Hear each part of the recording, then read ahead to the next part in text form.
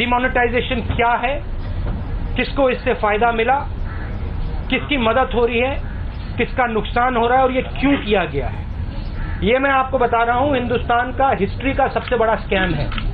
GST बिल्कुल fail है, मगर ये सिर्फ फेल नहीं है, ये एक आक्रमण है गरीबों पर, स्मॉल एंड मीडियम बिजनेसेस पर। This is a breach of the Official Secrets Act. The Prime Minister, who is the only other person who knows about this deal, has informed Anil Ambani. The Prime Minister is acting as Mr. Anil Ambani's middleman. देखिए, जो मैंने Covid app के बारे में बोला वही PM fund के बारे में बोल रहा हूं। उसकी ऑडिटिंग होनी चाहिए, क्लियर होना चाहिए किसने पैसा दिया, कितना पैसा दिया और किसको दिया। आप क्लियर कर दीजिए, ऑडिट कर दीजिए, कोई प्रॉब्लम नहीं।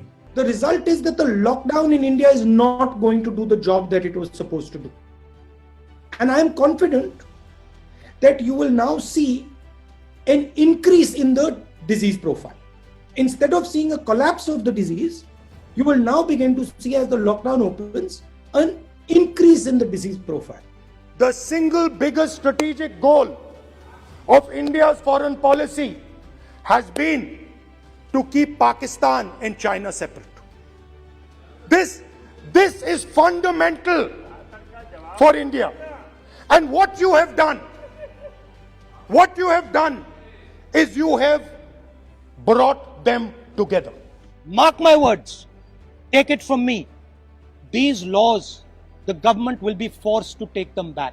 बीजेपी की सरकार ने असंगठित अर्थव्यवस्था पर आक्रमण किया है और आपको गुलाम बनाने की कोशिश की जा रही है। जिस दिन इनफॉर्मल सेक्टर खत्म हो गया, नष्ट हो गया, उस दिन हिंदुस्तान रोजगार पैदा नहीं कर पाएगा। आप ही इस देश को चलाते हो, आप ही इस देश को आगे ले जाते हो और आपके खिलाफ साजिश हो रही है। आपको ठगा जा रहा है और आपको गुलाम बनाने की कोशिश की जा रही है। अदानी जैसे लोग हैं जिनकी आंख आपकी जमीन पर, आपके जंगल पर और आपके जल पर है, और ये नरेंद्र मोदी जी के खास मित्र हैं। जो भी कॉन्ट्रैक्ट हिंदुस्तान की सरकार देती है, जिस भी कंपनी को देती है,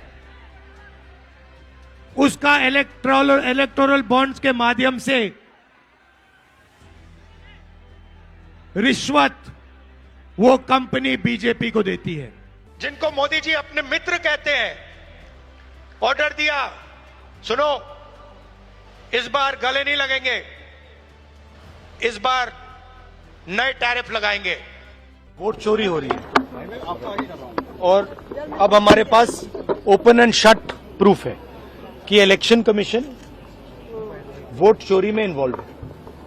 और मैं लाइटली नहीं बोल रहा हूं, मैं 100% प्रूफ के साथ बोल रहा हूं, ठीक है।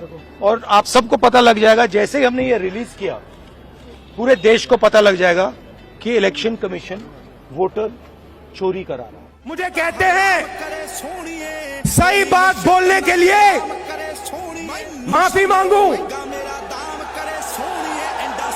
भाइयों और बहनों, मेरा नाम राहुल सावरकर नहीं है, मेरा नाम राहुल गांधी है। मैं सच्चाई के लिए कभी माफी नहीं मांगूंगा, मर जाऊंगा मगर माफी नहीं मांगूंगा।